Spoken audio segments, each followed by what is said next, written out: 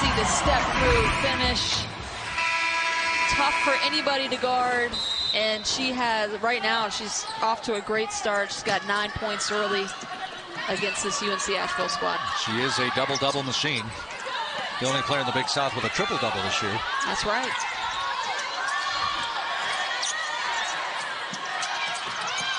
Four to shoot it for the Bulldogs. So Faith Adams says, hey, I don't have time. And Abigail Wilson could have grabbed it, but it's too late. Shot clock violation. We come back the other way. So Gardner-Webb with a chance to open up double digits here. This is a little box and one here by UNC Asheville. See how Gardner-Webb's going to choose to attack it. Face guarding Bevis over in the corner. Jamia Blake with the rebound for Asheville. We approach the 5.5-minute mark here before halftime.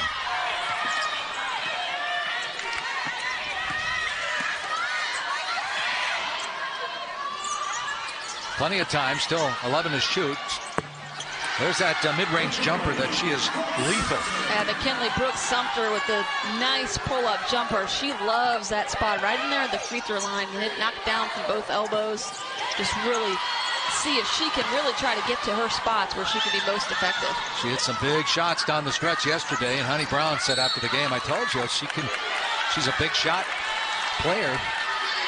But that's only her second bucket. That might need her to pick it up a little bit on the offensive end, although they're only trailing by 7 right now. Hanging around. I think the official missed that call, got the wrong leg. All the bounces seem to be going Gardner-Webb early. So no points for 2.5 minutes now for the #1 seeded running Bulldogs. And they're stuck trying to figure out how to attack this box and one. Cox. Rims out for Cox.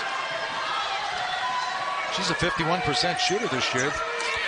Alex Simmons said she stayed on campus all summer and really, really worked on her game.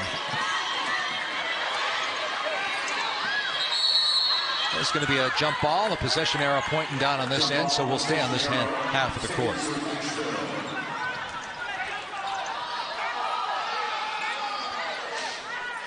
Well, Gardner-Webb running the table in conference play at 18-0. Clean slate now, according to Alex Simmons. But she said, hey, the message and the focus has always been one game at a time. Well, that's hard. You know, a lot of coaches say that, you know, just this game. But you get into this environment, you see, you know, at the Bojangles Coliseum, it's really hard to focus on one game when you really know what you're playing for.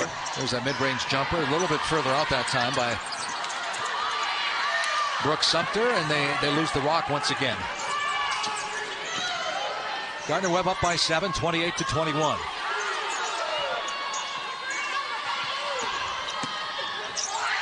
So a hop, skip, and a jump and a travel. Yeah, that's this defense from UNC Asheville, a little box and one. Junk defense has proven to be effective. Gardner-Webb's got to find a way to attack it, maybe get some cutters, a little bit more movement. They're trying to go a little 5 out, but not having much success.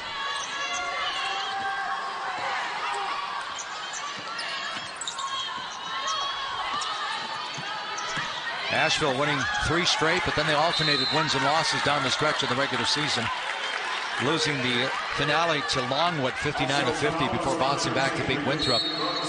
You're happy for Honey Brown. You're heartbroken for Samika Randall-Lay. I mean, that was a tough one for Winthrop to swallow. Oh, no question. They looked like they were smooth sailing towards the end, and just 1 or 2 miscues down the stretch, and Asheville advancing for the second year in a row, getting out of that first round.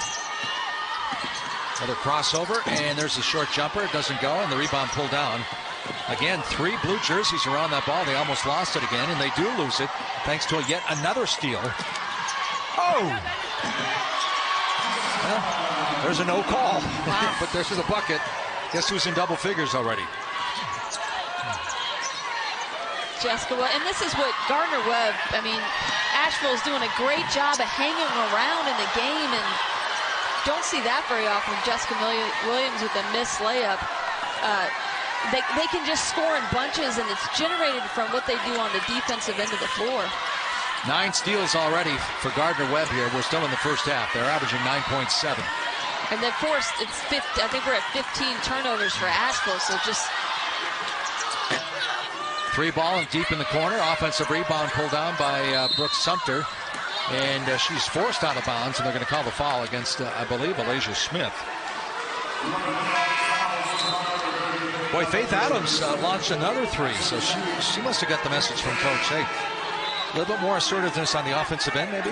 Yeah, she's got to be aggressive. They have to have some guards looking to attack. And, you know, sometimes you shoot it and you give your teammates an opportunity to get an offensive rebound, but getting shots up is better than the alternative of turning it over, so giving them another chance at the basket.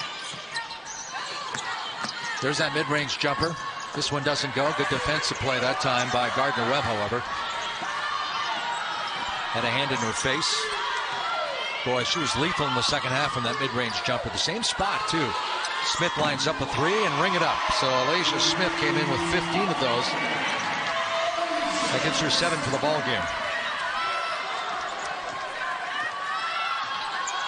And this in this, yeah, there's another ill-advised turnover. But it's one thing to turn it over when Gardner-Webb's pressuring you. Right there, just a little miscue. You see Jessica Williams finding Alasia Smith, who knocks down the 3.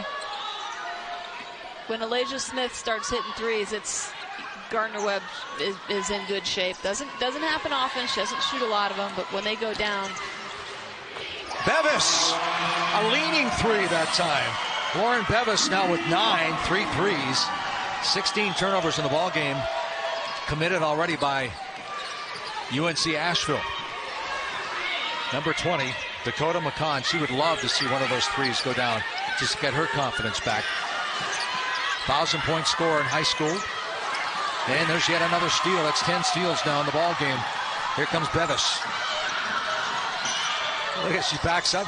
Rarely does she hit the 2. Her whole repertoire is 3s, huh? Another turnover, though, to come back the other way. I love the story about Bevis, who grew up, lives in High Point, right. Went to High Point and scored 35. She was 7 of 7 from 3. Yeah, I asked her, I said you had a big circle that game, being able to go home and play against High Point. She's an exciting player to watch. And Gardner-Webb right now on an 8-0 run. And Asheville on the other side has turned it over 7 times in the last almost 4 minutes. Brooks Sumter leaves this one short. Shot she usually makes about 8-9 feet away from the rim.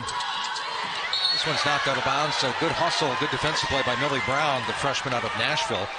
Another 3-point shooting artist.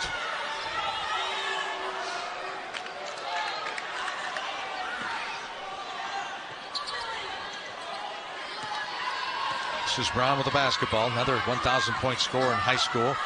Last 5 games of the regular season, she was 1 for 10 from outside. And she has the green light. Honey Brown says, just keep shooting it if you're open. They're gonna start falling. Inside a minute now before halftime. So Wilson, they wanted some offense. They're getting it. She's got 5. Bevis lines up a 3. She thought she had another one. In transition, Ivy with a nice little scoop. Oh, that's nice. What a finish by Ivy. And again, Gardner-Webb, quick shot, corner 3s lead to some run-out opportunities, and Asheville able to cash in on that one. Littlejohn lines up a 3. Wilson with the rebound. She's got 19 seconds, plenty of time. So Gardner-Webb, they launch about 23 three-pointers a game, hitting just under 8. Asheville hits just under 6 a game. 5 before halftime, and there's the whistle and the foul. And was it in the act of shooting? I think sounds like it. Just heads line. Lauren Bevis a little shook up on that play. Well, coming up on the Jersey Mike's halftime report, we'll take a look at the Big South postseason awards. Have the highlights and the stats coming up in just 4 seconds. So McKinley Brooks Sumter with 5. Yeah, all things considered for Asheville to see if they can get into the locker room under 10. And as we saw yesterday, 4 seconds is still a lot of time. Honey Brown making a defensive substitution here. See what Gardner-Webb can do to maybe get another crack at it. Jemiah Blanks back on the floor.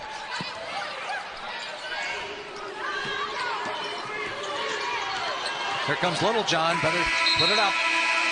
They ran out of time, and we played 20 minutes as they head for the halftime. And your thoughts on the first half? Gardner-Webb coming out strong. Asheville trying to find a way to hang in there. They've got to take care of the basketball. They cannot continue to turn it over.